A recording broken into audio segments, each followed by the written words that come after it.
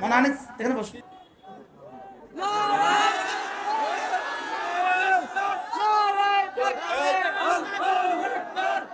কি নারাই তো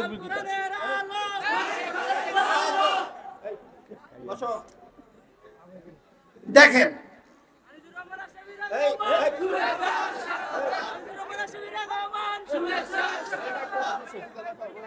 ফরের ফিটাইব মনে রাখো, এটা আনিস কইছে।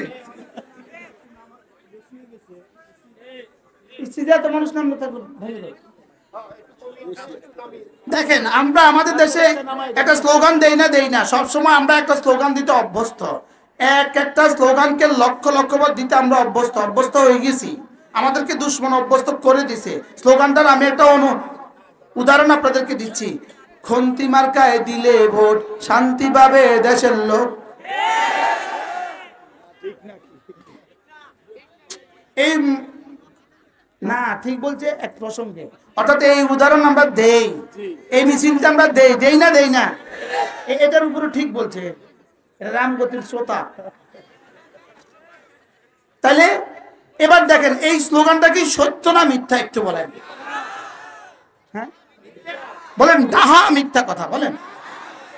খন্তি মার্কায় দিলে ভোট শান্তি পাবে দেশের লোক, বলেন ডাহা মিথ্যা কথা বলেন, আবার বলেন। আচ্ছা এই স্লোগানটা যদি কালকে কেউ এই রাস্তা দিয়ে 5000 বার দেয়, আপনারা কেউ তাকে পাগল বলবেন? কেউ তাকে পাগল বলবে? যদি কেউ 5000 বার 5 লক্ষ বার এই স্লোগান দেয়, মিথ্যা। এই স্লোগানটা কেউ 70,000 বার যদি দেয়, কেউ তারে পাগল কইব? আচ্ছা এখন আমি আপনাদেরকে একটা স্লোগান শিখাচ্ছি, দেখি এই স্লোগানটা কেমন। সত্য হলে স বলবেন, মিথ্যা হলে মি। যদি সত্য হয় কি বলবেন স, মিথ্যা হলে কি বলবেন মি। এবার দেখি, ঈমান আমল বানালে লোক শান্তি পাবে দেশের লোক। স না মি? আগেরটা কি ছিল? আমরা ছোটবেলা লিখতাম না, সত্য হলে স লিখো, মিথ্যা হলে কি লেখো? তাহলে খন্তি মার্কায় দিলে ভোট শান্তি পাবে দেশের লোক। এবার ঈমান আমল বানালে লোক শান্তি পাবে দেশের লোক। কত পার্সেন্ট সত্য? আচ্ছা কালকে যদি মাইক লয়ে এইখানে এই স্লোগানটা গান, ঈমান আমল বানালে লোক শান্তি পাবে দেশের লোক, মানুষ আপনাকে পাগল বলবে না ভালো বলবে? মিথ্যাটা 70,000 বললে কি বলবে না? পাগল বলে না। সত্যটা 3 বার বললে কি বলবে? বলে পাগল বলবে। এবার বলেন তো কোন পাগলের দেশে আমরা বাস করি? বুঝাইতে পারলাম না, কিটা বুঝলেন? কি বুঝলেন? মিছা কথাটা 70,000 বার বললেও পাগল কয় না, সত্যটা 3 বার করলে কি হয়? বাস্তব না বাস্তব? এই জন্য চলো মাইকে তো করতে পারবো না, এখানেই করে দেই। বলেন নামাজ জিকির, নামাজ জিকির। এবার বলেন নামাজ রোজা, নামাজ রোজা। নামাজ রোজা করলে লোক শান্তি পাবে দেশের লোক। নামাজ রোজা, নামাজ রোজা করলে লোক শান্তি পাবে দেশের লোক। নামাজ রোজা করলে লোক শান্তি পাবে দেশের লোক।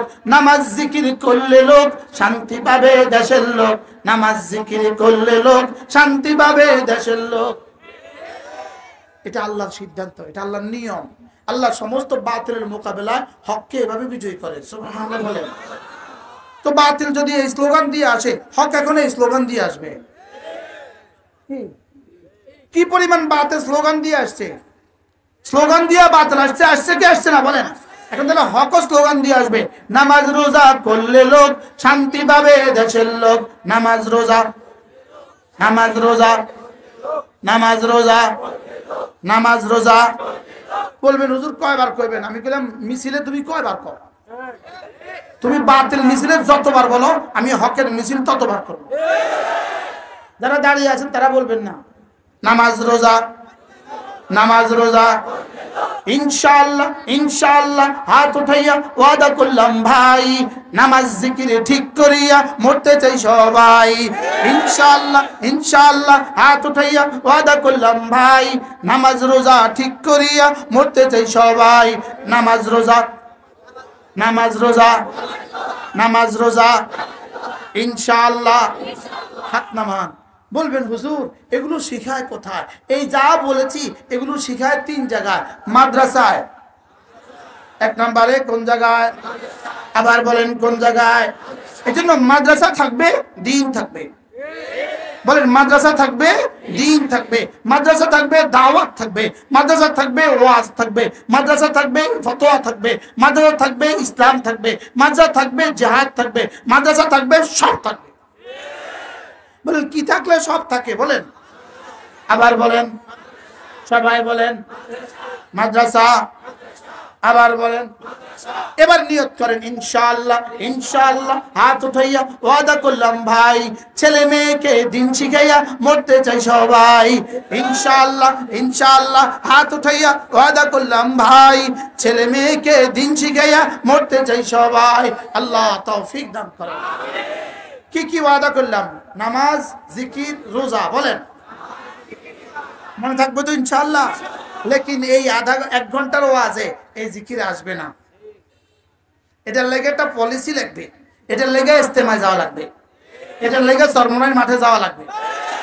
এই জন্য নামগো ঠিকানা 2টা, টঙ্গীর ময়দান আর ইস্তেমার ময়দান, আর হলো চরমনাইর ময়দান। বলেন ইনশাআল্লাহ, বলেন ইনশাআল্লাহ, বলেন টঙ্গীর ময়দান, বলেন চরমনাইর ময়দান।